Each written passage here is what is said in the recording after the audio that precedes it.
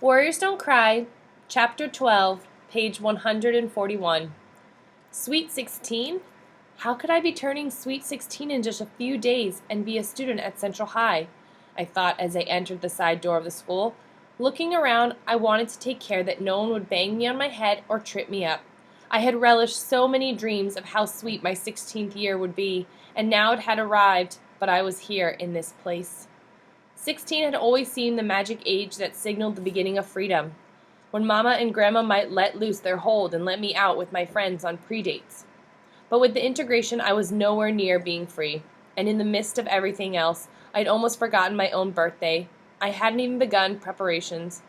"Hey, N, you here again?" A boy's voice pulled me from my thoughts. A strong hand grabbed my wrist and doubled my arm up behind my back, like a policeman arresting a criminal. Frantically, I looked for a teacher or guard. There were none. "Hey, we got us an N to play with," he was shouting to his friends. "Soon I have several of them on me." I struggled against him, but it was no use. Then I remembered I had always been told, if a fellow's got so little manhood he'd hit a woman, it's up to that woman to relieve him of what few morsels of his masculinity remain. I bent my knee and jammed my foot backward up his crotch. "Damn you, B," he shouted. "You'll be a dead end before this day is over." Grabbing my purse, I raced down the hall, leaving my textbooks behind. I felt the power of having defended myself. I walked up the stairs to my homeroom only to be greeted by the same two boys who had been taunting me every day. I squared my shoulders and glared at them as I whispered, "I will be here tomorrow, and the next day, and the next." The 9 who dared. New York Post, Thursday, December 5th, 1957. Newspapers across the country started carrying a series of articles and profiles on the 9 of us. Central High segregationists used the details to taunt us. The article gave specific information on what our homes were like, our backgrounds, our hobbies, our aspirations. All there was to know about us. Students didn't let up for 1 minute, chirping on about my folks, my mother's teaching, and things I considered personal and sacred. When the 9 of us compared notes, we discovered we were all facing an increasing barrage of injurious activities. What was noticeably different was the frequency and the organized pattern of harassment. Teams of students appeared to be assigned specific kinds of torture. One team concentrated on slamming us into lockers, while others focused on tripping us up or shoving us down staircases. Still, another concentrated on attacks with weapons. Another group must have been told to practice insidious harassment inside the classroom. Still others worked at entrapment, luring the boys into dark corners or the girls into tight spots in isolated passageways. Some continued to use the showers as a means of abuse. At the same time, I was feeling alarmed about rumors of segregationist training programs to sharpen the skills of hooligans inside school. I was also increasingly worried about Minnie Jean. She was waging yet another battle with school officials to get permission to appear with the choral group in the Christmas program. No matter how much Thelma and I tried to convince her to let go of the idea, she wouldn't give up the notion that if she could perform, somehow the white students would see she was talented and therefore accept her. I fretted about Minnie Jean as I plunged into my birthday party plans, but the more I tried to console her, the less she listened. She was the only one of my 8 Central friends I had invited to my party, because I'd wanted to escape all thoughts of being an integration person. I made her promise not to talk about Central in front of our Horace Mann friends.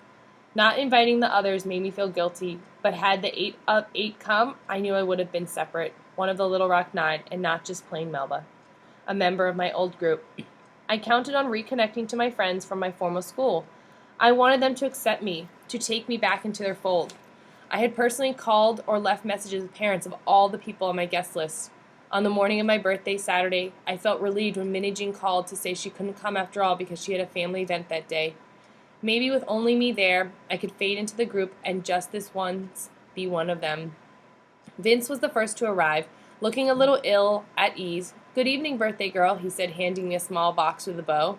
I hadn't seen him in a while. I'd almost forgotten how light-skinned he was, with his dark, skinny hair piled high and his sideburns. He resembled the sideburners at Central. "Thanks, I'm glad you came," I said. My mind worked harder to separate the way he looked from the images of the boys who treated me so badly at Central. Vince is one of my people. No matter how white he looks, I told myself.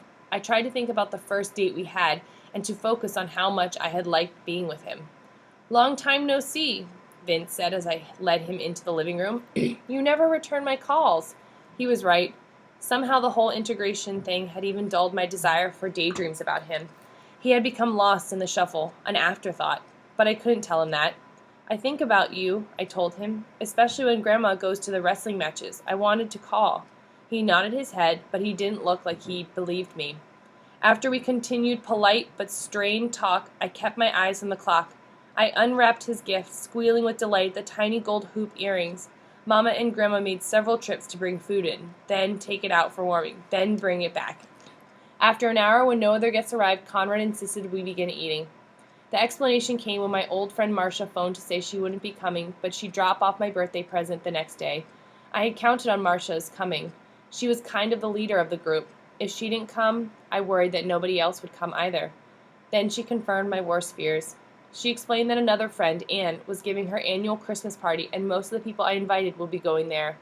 But I knew that Anne's party wouldn't begin before 8. When I asked why they couldn't stop by beforehand, there was a long silence, and then she said, "Melba, the truth is, we're all afraid to come to your house." "Why didn't you say so earlier when I called you?" "I didn't want to hurt your feelings. You gotta get used to the fact that you're all just not one of us anymore. You stuck your necks out, but we're not willing to die with you." "Marcia, I thought you were my friend." I heard my voice get loud as anger rose in me. "At least you could have told me there was another party going on," I shouted into the receiver, slamming it down. My feelings were doubly hurt. No one had bothered to tell me to move my party to another date, and worse yet, they were having the biggest Christmas party of the season without inviting me. Even though I felt so embarrassed I could die, I kept smiling, trying to pretend to Vince that I wasn't brokenhearted about the empty room we sat in with all those balloons on the ceiling, and all that food getting cold on the dining room table. "Let's turn on the TV now, since nobody's coming." "That just means more food for us," Conrad's voice sounded like he was speaking through a booming microphone as he burst into the room. I felt myself cringe as I watched Vince's face turn red. "Shush your mouth, boy, and get back into that kitchen." Grandma was trying her best not to look disappointed, but I could see she felt sad for me. I moved toward the dining room and started taking things into the kitchen. I caught Grandma unaware. I could see there was moisture in her eyes. "Don't worry about the party, Grandma. It doesn't matter," I said, touching her shoulder. "You just sit yourself down and entertain that young man." "He doesn't want to be entertained. He wants to go to Anne's Christmas party where everybody is. He's asked me to go with him." I was hoping that since it was my birthday they would make an exception and allow me to go with Vince. "How can we allow you to go out that way, in public? Don't you see those 2 white devils parked in their car across the street? They're watching us like always. Mutt and Jeff are just waiting for us to make a mistake so they can hang you. We couldn't rest easy with you out at night that way." "Even on my birthday?" "Especially on your birthday. This day reminds us of how important you are to us. Now you invite Vince to sit a while? We'll have a nice evening playing games and all." But Vince clearly wanted to move on to Anne's party. He had promised he would go, and he wanted to be with our friends. Only they weren't our friends anymore. They were his. I saw him to the door and stood in the doorway looking at Mutt's and Jeff's car parked beneath the streetlight. Grandma was right. It wasn't safe. The integration had stolen my 16th birthday. Late that night, before I sobbed into my pillow, I wrote, "Please, God, let me learn how to stop being a warrior. Sometimes I just need to be a girl." Step up in rumors, incidents, complaints noted at school. Arkansas Gazette, Saturday, December 14, 1957. Army to cut guard forces at Central High School by 432 men. Arkansas Gazette, Saturday, December 14, 1957. With 4 days to go before the Christmas holidays, we were very aware of a last-minute drive to get us out of school before the new year. Flyers and cards appearing saying, 2468, we ain't gonna integrate? No, not in 58.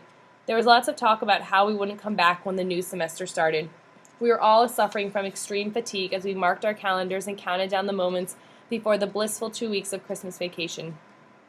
Most of all, I looked forward to feeling safe, to having fun with maybe a party or two, and to lots of lounging in front of the television. That was my plan. Grandma had already begun shopping, hiding gifts, and testing the Christmas lights so she could replace burnt-out bulbs. She had also begun making dough for Christmas cookies and placing it in the freezer. Mother Lois was eyeballing trees, so we chose the perfectly shaped one. On Tuesday, December 17th, when we had one more day to go before vacation, 5 of us entered the cafeteria. Lunchtime was always a hazard, and recently even more so. I had been avoiding the cafeteria, eating my sandwich alone in any safer place I could find. The cafeteria was such a huge place, with so many of our attackers gathered at one time. There was no officials-looking adults or uniformed Arkansas National Guardsmen inside. Without fail, we knew we could expect some form of harassment. As always on Tuesday, the hot lunch was chili, which Minnie Jean loved. So while I took my seat with the others, she got in line to buy her chili. Ernie emerged from the line ahead of her and sat down at our table. As Minnie Jean made her way back to us, her tray loaded with the big bowl of chili, we saw her hesitate. She had to inch her way through a tight spot where mostly boys sat at tables on either side of her paths. She had stopped, dead in her tracks. We all froze, realizing she must be in real trouble. We could see two boys near her, one directly in her path. Something awful was happening, but there was no way any of us could do anything to rescue her. We had been instructed that in such instances we were never to move toward the person in danger for fear of starting a riot. I was panic-stricken. Minnie Jean was being hassled by those boys. Snickering among themselves and taunting her, they had pushed a chair directly in front of her. For a long moment she stood there, patiently holding her tray, high above their heads. It was all I could do to hold onto my chair and not go over to help. Like a broken record, the words played over and over in my head. Intervening on her behalf would blur the lines between who was the victim and who was the person at fault. If other white students joined the melee to rescue the other side, we'd have a brawl. They outnumbered us at least 200 to 1. Still, I wanted to go to her, move the chair to take her tray, tell her to back up and go another way, do something, anything. As more and more people realized something was brewing, the chatter in the cafeteria quieted down. I could tell Minnie Jean was trapped and desperate and very fast running out of patience. She was talking back to the boys in a loud voice, and there was a jostling all around her. Frantically, I looked around to see if there were any adults nearby who could be trusted to help. We had come to believe the vice principal for girls, Mrs. Huckabee, made some efforts to be fair during these situations, but she was nowhere in sight. I beckoned to Minnie Jean to go around her hasslers, but she was standing perfectly still. It was as though she were a trance, fighting within herself. Later she would explain that the boys had been taunting her, sticking their feet in the aisle to trip her, kicking her, and calling her names. But we were not close enough to see details of the dilemma she faced. All we saw was her wavering as though she were trying to balance herself, and then her tray went flying, spilling chili all over two of the boys. Everyone was stunned, silent for a long moment. Her attackers sat with astonished looks on their faces, as greasy chili dripped down over their heads. All at once, our people who were serving food behind the counter began to applaud. This was greeted by an ominous silence, and then loud voices all chattering at once. As the chili-covered boys stood up, I wondered whether we'd ever get out of there alive.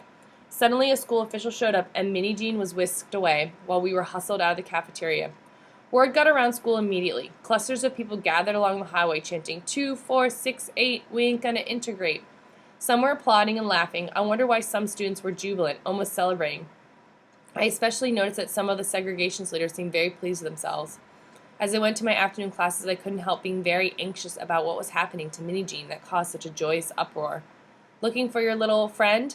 One of the students said as I walked down the stairs to study hall. She's done got herself suspended. She can only get back in if the superintendent lets her, and you know what that means. 1 down and 8 to go, was the cry we heard as we left Central High for Christmas vacation. I could hear those declarations shouted even above the festive Christmas carols being played. 1 down, 8 to go.